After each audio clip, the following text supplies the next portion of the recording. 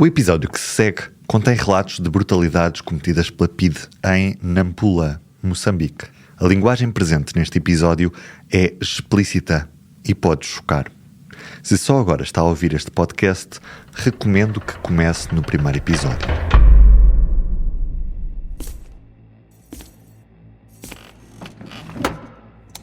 Em 28 de setembro de 1964 fui preso na freguesia de Negu. Depois fui conduzido para Maniamba, onde fui batido sem saber porquê. Daí fui levado para Vila Cabral. Depois de 5 meses fui levado para Nampula, à PIDE. Chegado aí fui entregue ao agente Rosa. Este, com o seu auxiliar Nascimento, são os que faziam a minha investigação. Durante este tempo bateram-me com borrachas de pneus, réguas de ferro, varas. Com ferros aguçados furaram-me o pescoço e queimaram-me as costas. Durante 5 meses da minha investigação era preciso levar porrada dia sim, dia não. Comia muito pouco. 5 litros de água serviam para 50 pessoas. Dormia no cimento e sem mantas. Tomava banho à meia-noite. É o tempo livre que existe. Mas para mim não foi possível. Os guardas Grácio, Madureira, Ramos, Bento e Tapadinha passavam diariamente para dar-me o seu mata-bicho. Porrada. Estamos a ouvir o testemunho de Tomás Henriques Mecoaila, capataz, auxiliar de segunda classe na Junta Autónoma de Estradas de Moçambique. Este é um dos retratos recolhidos por uma comissão militar secreta nos meses que se seguiram à Revolução de Abril de 1974. Uma espécie de comissão da verdade que investigou o passado da PIDE em Moçambique. Do Jornal Público, este é o podcast PIDE-DGS em Moçambique, a descoberta das provas da violência e do terror. Eu sou o Ruben Martins. Episódio 2, Morticínio em Nampula.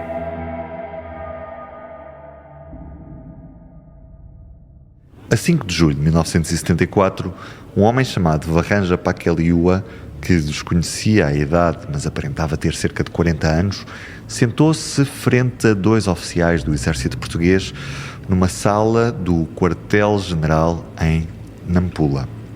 Tinha viajado uns 150 km desde Ribaué até esta cidade, capital distrito, no nordeste de Moçambique. O objetivo era depor perante o Gabinete de Apuramento de Responsabilidades dos Ex-Agentes da Direção-Geral de Segurança, a PIDE.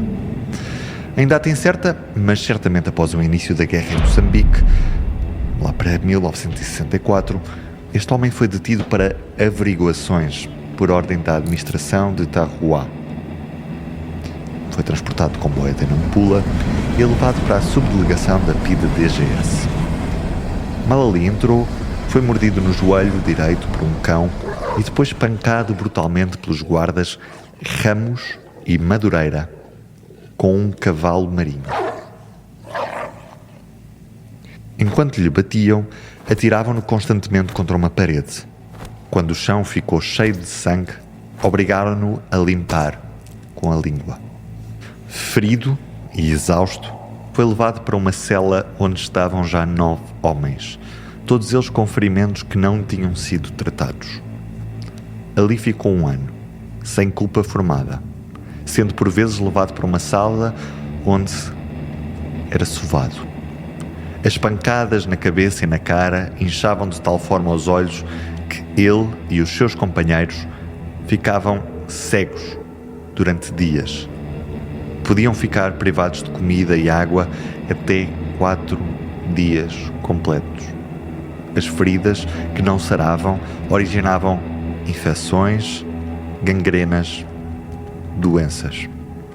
Ninguém era curado, muito menos levado para o hospital.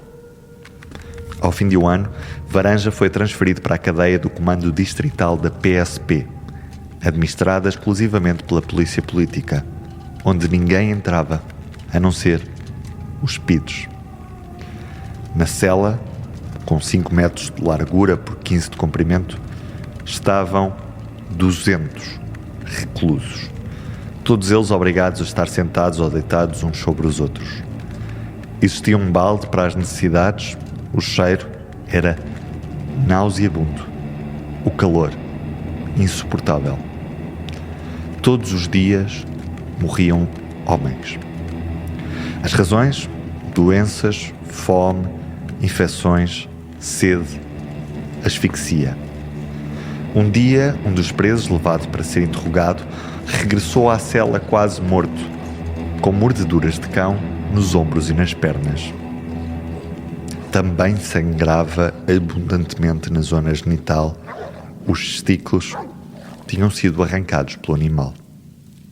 Morreu ao fim de 2 dias, em agonia. No 3º ano de reclusão, Varanja integrou o grupo de presos mais resistentes que foram sujeitos a trabalhos forçados, de sol a sol.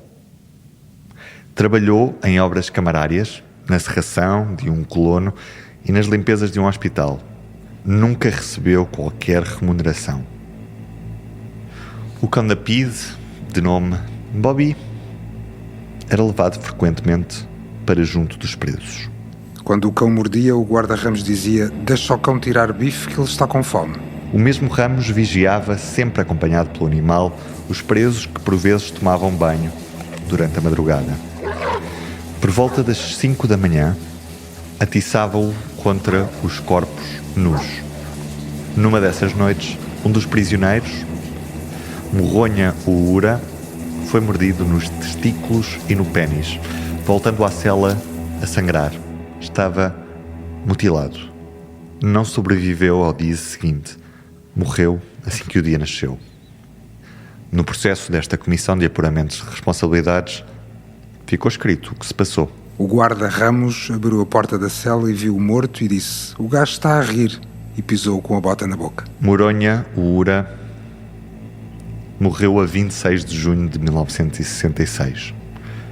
No dia seguinte, o subinspetor Gilberto da Silva Campos, que esfiava a PIDE em Nampula, comunicou à direção da polícia em Lourenço Marques, hoje Maputo, que o preso tinha morrido por broncopneumonia, causa que acabou por ficar registada na certidão de óbito deste homem. O distrito de Nampula era um dos mais populosos da colónia de Moçambique, com quase 2 milhões de habitantes num país de 10. Na cidade estava sediado o Comando Militar Territorial do Norte, numa área muito massacrada pela Guerra Colonial. Voltamos à história de Tomás Henriques Mekuaila, que começámos a ouvir no início deste episódio. Trabalhava em serviços árduos das 6 da manhã às 7 da tarde. Pessoas morriam diariamente por causa da fome, doenças e outros matados à faca. Fiquei a trabalhar no posto de socorros da mesma cadeia como enfermeiro. Depois fui transferido para Catembe como enfermeiro dos meus colegas numa nova cadeia que lá se inaugurou. O sofrimento era a mesma coisa, mas dou graças que por lá não fiquei muito tempo. Somente fiquei 1 ano e fui amnistiado, junto com alguns amigos com quem tínhamos ficado muitos anos presos. Foi necessário sofrer tanto, mas não fui nenhum turra, como eles diziam. Depois da nossa liberdade, era preciso que nos arranjassem serviços, porque onde a gente trabalhava já nos consideravam como turras e não tínhamos mais empregos. A nós diziam-nos para desenrascar a vida.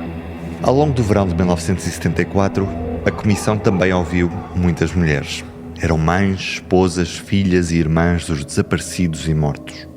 Na maioria dos casos, foram ouvidas na qualidade de testemunhas. Mas elas também foram vítimas do tratamento desumano da PIDE.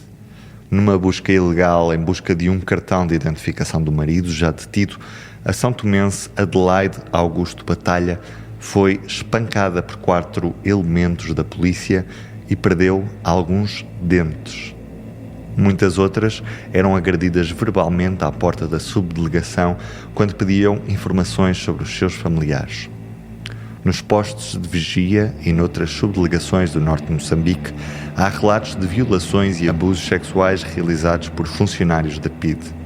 E mesmo em Nampula, a Comissão registrou um caso contado por Fernando Coiec, preso em abril de 1966, por ter permitido que a Frente de Libertação de Moçambique, a Frelimo, atravessasse terras que lhe pertenciam.